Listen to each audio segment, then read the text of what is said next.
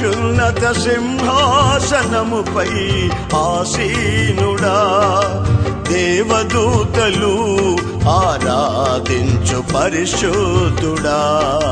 యేసయ్యా నా నిలువెల్ల నిండియున్నావు, నా మనసారని సన్నిధిలో సాగిలపడి నమస్కారము చేసెదా, సాగిలపడి నమస్కారము చేసెదా. నా మనసారని సన్నిధిలో సాగిలపడి నమస్కారము చేసెదా, సాగిలపడి నమస్కారము చేసెదా.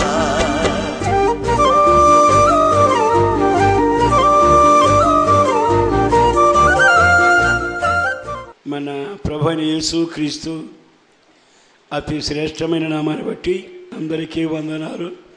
కొద్దిసేపు దేవుని వాక్యాన్ని విందాం. అపొస్తలుడైన పౌలు తీతుకు రాసిన పత్రిక 2వ అధ్యాయము 14వ వాక్యం చదువుదాం. పౌలు చాలా సంఘాలకు ఉత్తరాలు రాశాడు. ప్రతి ఉత్తరములో క్రైస్తవునికి ఒక మార్గాన్ని చూపిస్తూ వచ్చాడు. క్రైస్తవుడు అంటే ఎవరు అనేటట్టుగా, అది ప్రజలు గుర్తించేటట్టుగా నడవడిని సరిచేశాడు.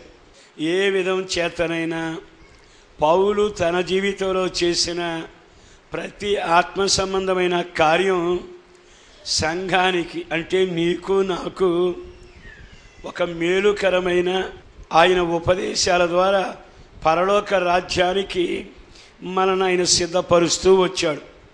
అట్లా రాసిన ఉత్తరంలో ఒక ఉత్తరం తీతు అనే ఒక సంఘ కాపరికి రాశాడు. ఆ సంఘానికి ఈ ఉత్తరం చదివించు అని ప్రబోధం చేశాడు. ఈ రాసిన ఉత్తరములో యేసు ప్రభు మన కొరకు ఎందుకు ప్రాణం పెట్టాడు అనేది మరలా సంఘానికి ఒకసారి జ్ఞాపకం చేశాడు. ఆయన తన ప్రాణాన్ని సిలువలో పెట్టి ఆఖరి బొట్టు వరకు రక్తాన్ని కార్చాడు.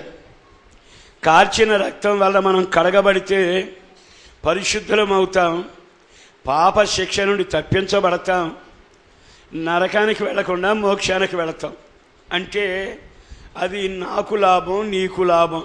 మరి ప్రాణం పెట్టిన వానికి ఏమైనా లాభం ఉందా? ఇప్పుడు చదవండి వాక్యం. ఆయన సమస్తమైన దుర్నీతి నుండి మనల్ని విమోచించాడు.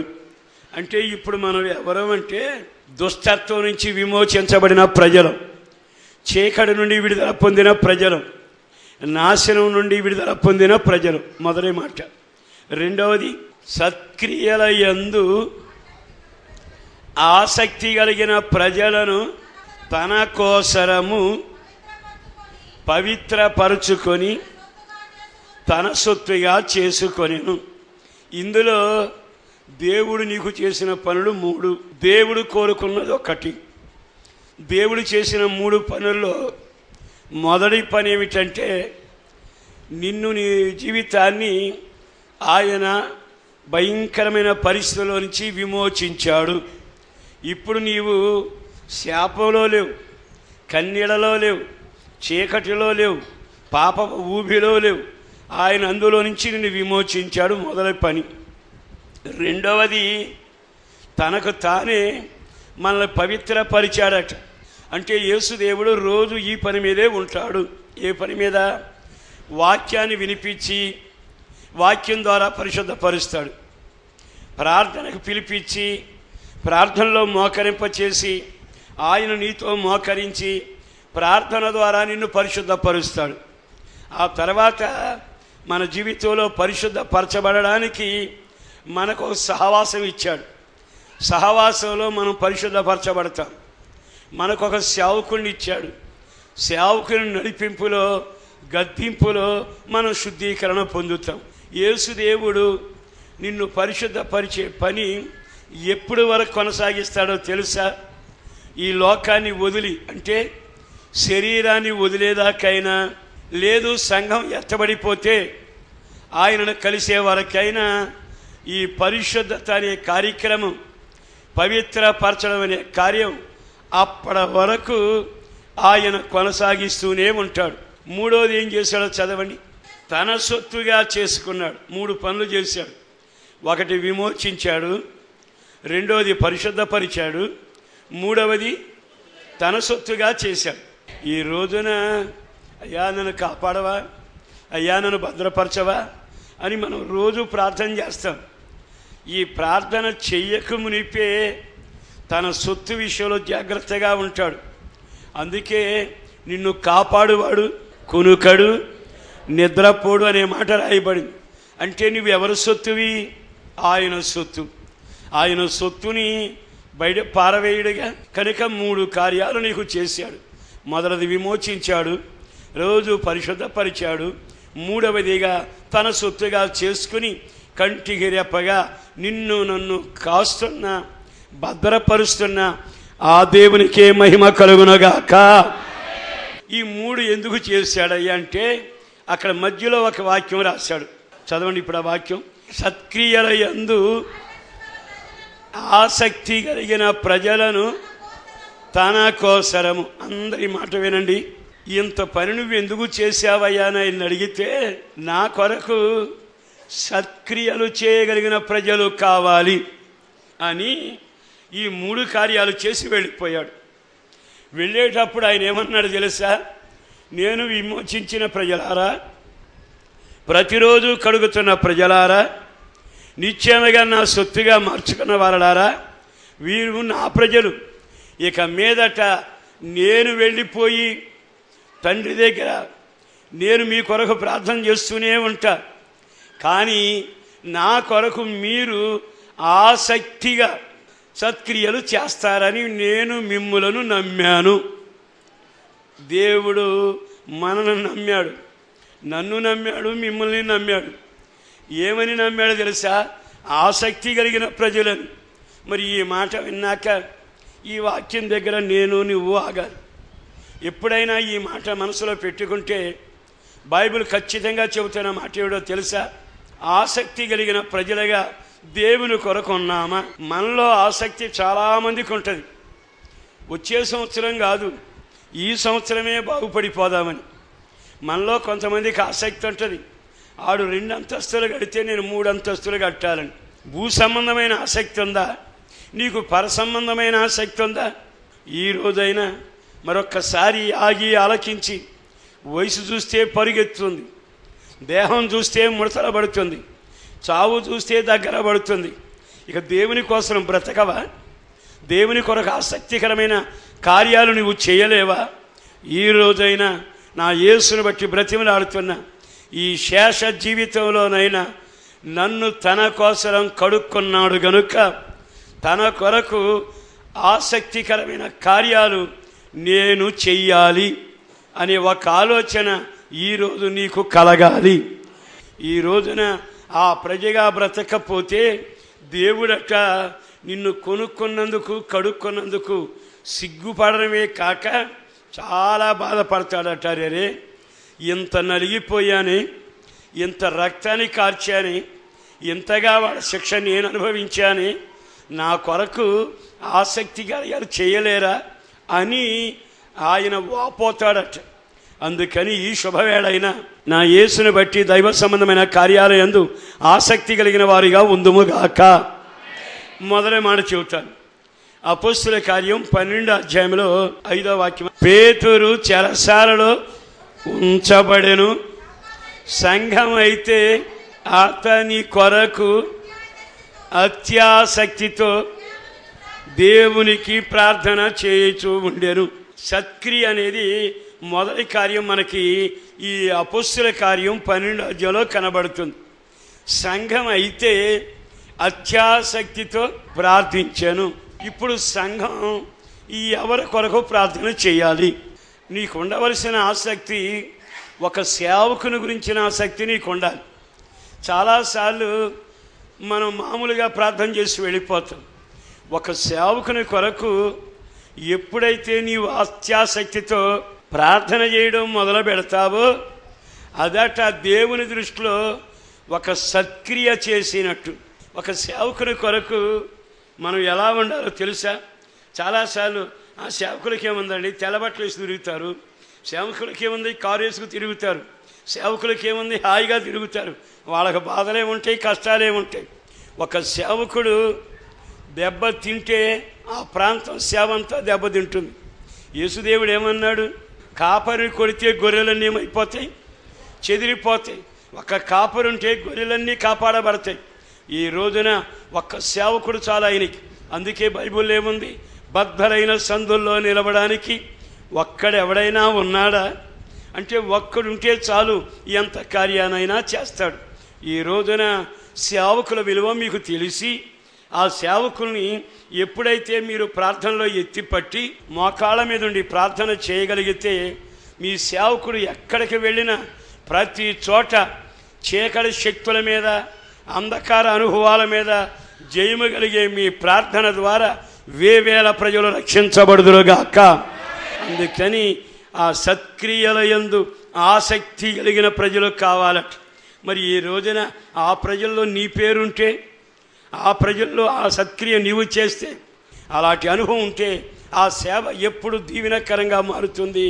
అది ప్రార్థన చేసిన వారికి సత్క్రియగా మారునుగాక.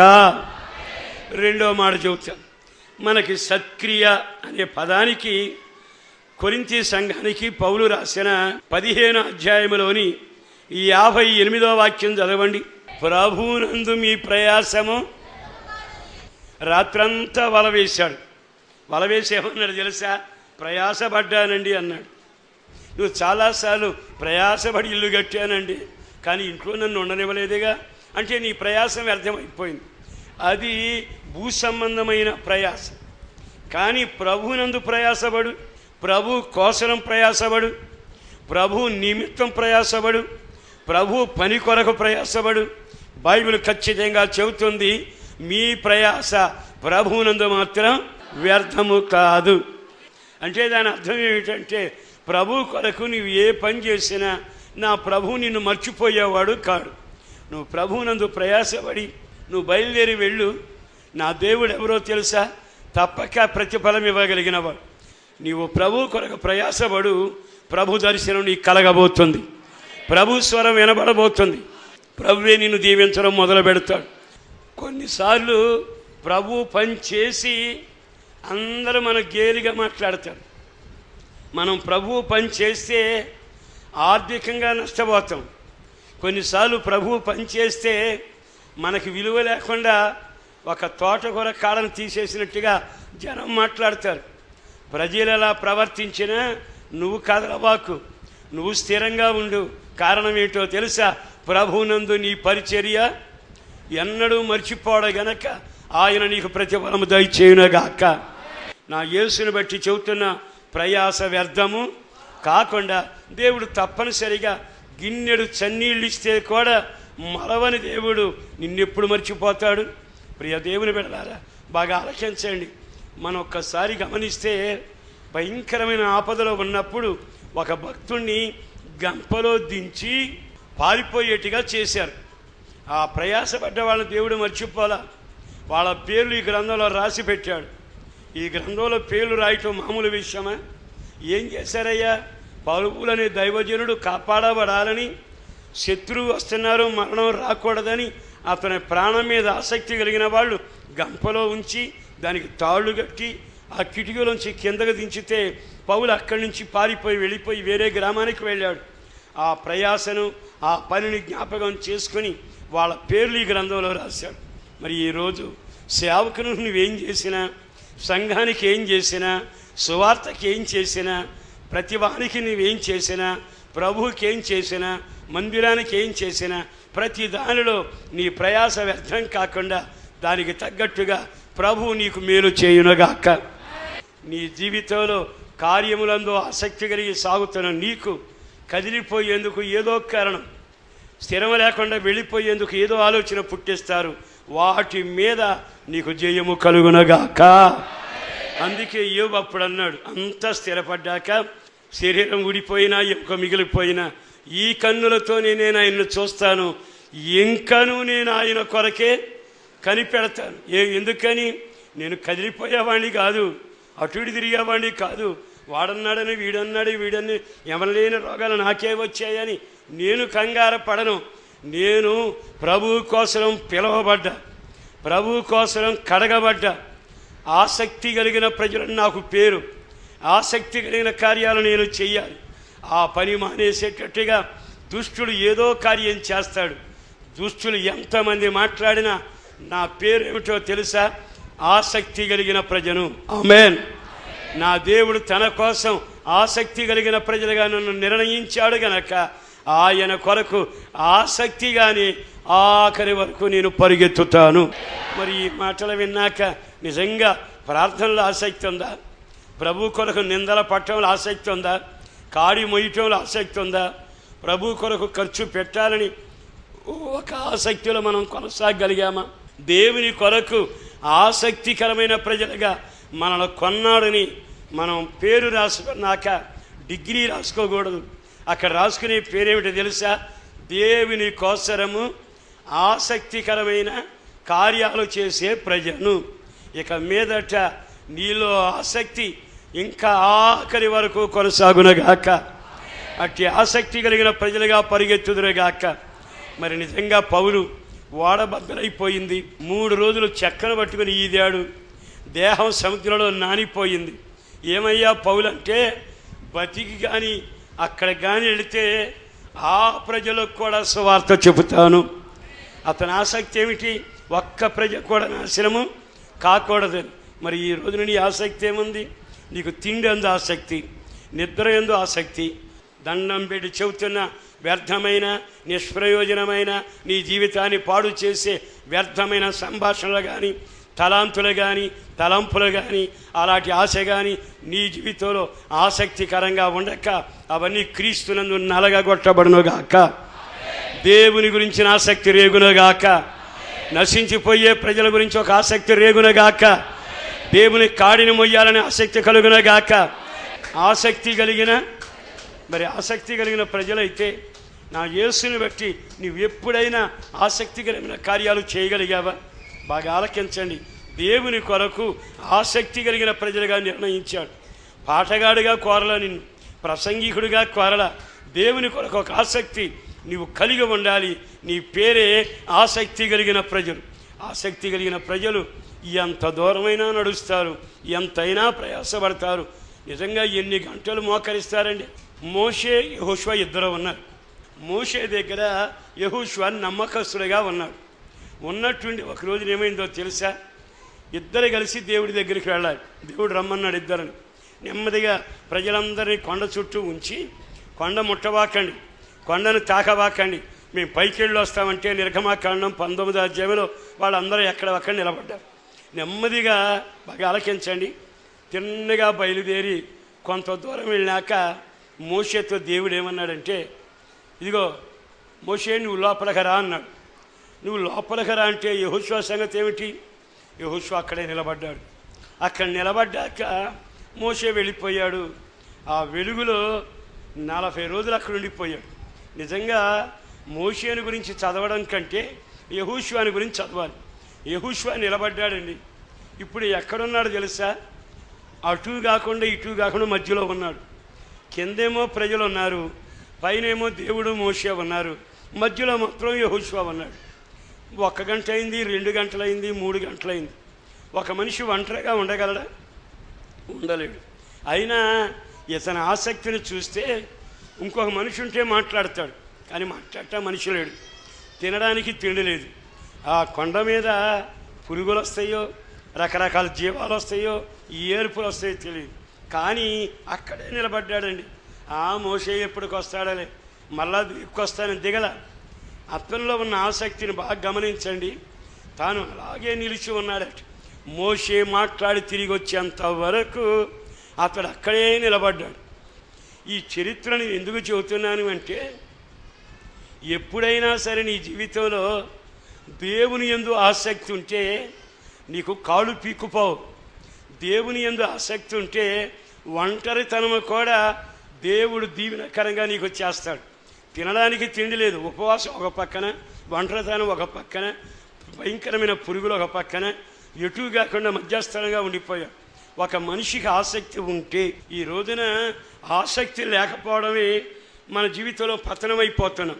నీవు దేవుని కొరకు ఆసక్తిగా నిలబడగలిగితే కొన్నిసార్లు ఒంటరిగా పెడతాడు, కొన్నిసార్లు ఉపవాసంలో పెడతాడు, కొన్నిసార్లు బయట పెడతాడు. అప్పుడు మనకి పౌరుషం వచ్చి ఆ మోషే ఒక్కడైనా లోపలికి వెళ్ళేది, నన్ను ఎందుకు రమ్మన్నట్టు అని అనలా. కారణం ఏమిటో తెలుసా? నేను ప్రభువు కోసం నిలబడ్డాను. అయిపోయిందా? అయిపోయాక యెహోషువ మోషే దిగి వచ్చారు. మరి ప్రభువు కోసం అంతసేపు నిలబడ్డాడు కదా, దేవుడు ఏం చేశాడో తెలుసా? మోషేనన్నాడు, నువ్వు చెయ్యి చాపు సముద్రం పాయలవుతుంది, నువ్వు కర్రతో బండ కొట్టు నీళ్ళు వస్తాయి అని చేతులు దీవెనేమో మోషేకి ఇచ్చాడు. మరి ఆసక్తిగా నిలబడ్డ యెహోషువకి ఏమి ఇచ్చాడు తెలుసా? యెహోషువ గ్రంథం అంతా చదవండి. ఏమంటాడంటే, యెహోషువ నేను నీకు వాగ్దానం చేస్తాను, నీ ఆసక్తిని గమనించా, నేను నిన్ను అనేక చోట్ల నిలబడ్డావు. ఇప్పుడు నేను చెబుతున్నాను, మోషే చేయి జాపితే కార్యం జరిగింది. కానీ ఆసక్తిగా నా కొరకు నిలబడ్డావు కనుక నువ్వు ఎక్కడ అడుగు పెడితే అక్కడ అది నీ సొంత మగునుగాక. నీవు పాదం పెట్టిన చోటల్లా నీ సొంత మగును.